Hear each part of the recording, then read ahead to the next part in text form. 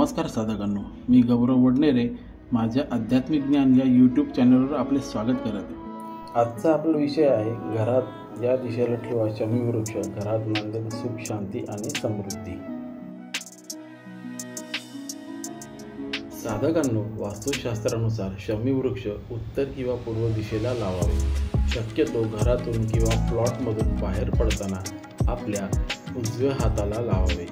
ज्या ठिकाणी झाड लावाल ती जागा स्वच्छ पवित्र असावी आणि विशेष म्हणजे तुळशीच्या रोपासोबत शमी वृक्ष लावू नये। शमी वृक्षामुळे घरातील नकारात्मक ऊर्जा नष्ट होऊन सकारात्मक ऊर्जा प्राप्त होते।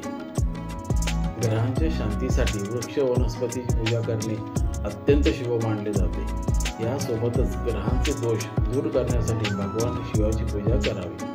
शिव महापुराणानुसार शमीच्या पानाचे विशेष महत्त्व आहे। हे झाड पूजनीय आणि पवित्र असून ते शनिदेवांच्या सर्व दोषांपासून मुक्ती देते। यासोबतच शिवलिंगावर शमीची पाने अर्पण केल्याने सौभाग्याची इच्छा पूर्ण होते। ओम शनीश्वराय नमः, शनिदेवताभ्य नमो नमः। साधकांनो, आपल्याला माझे व्हिडिओ आवडत असतील तर माझ्या चॅनलला लाईक, शेअर आणि सबस्क्राईब करायला विसरू नका।